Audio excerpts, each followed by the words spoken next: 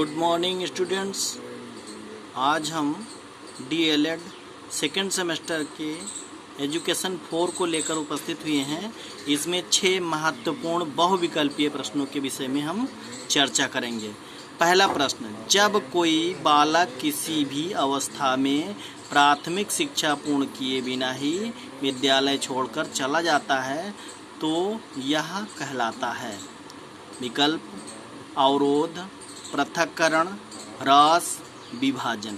अवरोध माने रुकावट, पृथक्करण माने नाम काटकर अलग कर देना, ह्रास माने कमी आना, क्षति होना, विभाजन माने अलगाव। इसमें तीसरा विकल्प होगा ह्रास। प्रश्न 2, निःशुल्क एवं अनिवार्य बाल शिक्षा अधिकार अधिनियम किस वर्ष बना? 2000 में, 2009 में, 2014 में और 2015 में। इसका विकल्प कौन सा सही होगा, सोचकर बताइए।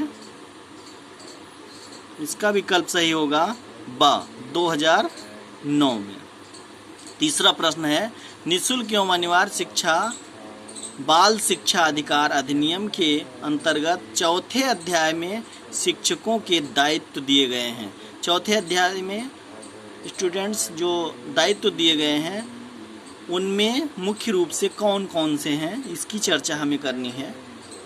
पहला, नियमित समय से स्कूल में उपस्थित होना, यानी ये भी सही है क्योंकि नियमित समय से स्कूल आना आवश्यक है। यदि अध्यापक समय से या कोई कामगार समय से नहीं पहुंचता है तो फिर उसका जो उत्तरदायित्व है वो सही नहीं निभ पाता। दूसरा विकल्प है पाठ्यक्रम के अनुसार पढ़ाना और उसे निर्धारित समय में पूरा करना। पाठ्यक्रम के अनुसार माने जो सिलेबस है, सिलेबस के अकॉर्डिंग ही अध्यापक को निर्धारित समय में यानी समय सारणी के अनुसार ही पढ़ाना चाहिए, उस कार्य को पूरा कराना चाहिए। यानी प्रतिदिन का, प्रति घंटे का जो उत्तरदायित्व हम नहीं निभाएंगे तो हमारे कार्य के जो परिणाम हैं वह प्रभावित हो जाएंगे। तीसरा विकल्प है प्रत्येक बच्चे की सीखने की योग्यता का आकलन करना, यानी प्रत्येक बालक पर हमारी नज़र होनी चाहिए और हमें उसको आकलित करते रहना चाहिए, समाकलित करने चाहिए, उसका परिणाम निष्कर्ष निकालते रहना चाहिए कि कितना आगे बढ़ा है। इसमें ये भी सही है। इसका मतलब हो गया है तीनों विकल्प ऊपर के सही हैं, अर्थात जो विकल्प होगा द, उपरोक्त सभी ये सही कहा जाएगा। वुड का घोषणा पत्र किस वर्ष आया? आप लोग सब जानते ही हैं। पहला विकल्प है 1852 में, नहीं आया। 1853 में, इसमें भी नहीं आया। 1842 में, ये भी नहीं है। 1854 सही आंसर होगा, इसलिए विकल्प द को हम चुनेंगे। राष्ट्रीय शिक्षा नीति के अनुसार संपूर्ण भारत में निम्न शैक्षिक संरचना को अपनाए जाने का सुझाव दिया था।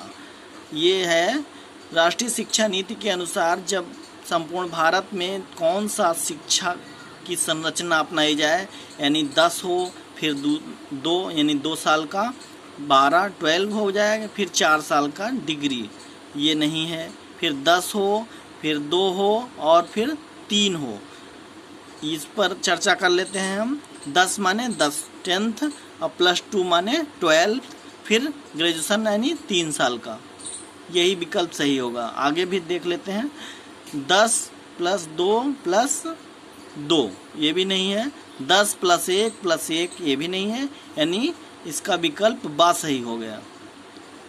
आगे देखते हैं आखिरी प्रश्न, छठा प्रश्न, राष्ट्रीय शिक्षा नीति 1986 के अंतर्गत प्रारंभिक शिक्षा को अनिवार्य एवं निःशुल्क बनाने हेतु कौन सी योजना लागू की गई? यानी सर्वोदय विद्यालय। दूसरा विकल्प है व्यावसायिक शिक्षा। तीसरा है साक्षरता कार्यक्रम। चौथा है ऑपरेशन ब्लैक बोर्ड। यानी कि इसका विकल्प कौन सा सही होगा, सोचकर बताइए।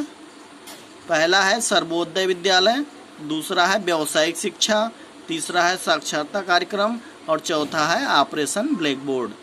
प्रश्न को एक बार फिर से देखते हैं। राष्ट्रीय शिक्षा नीति 1986 के अंतर्गत प्रारंभिक शिक्षा को निःशुल्क एवं अनिवार्य बनाए जाने हेतु कौन सी योजना लागू की गई थी, यानी OBB यानी ऑपरेशन ब्लैक बोर्ड योजना को लागू किया गया था। आपको याद होगा जब कक्षा अध्ययन में हम लोग पढ़े हैं।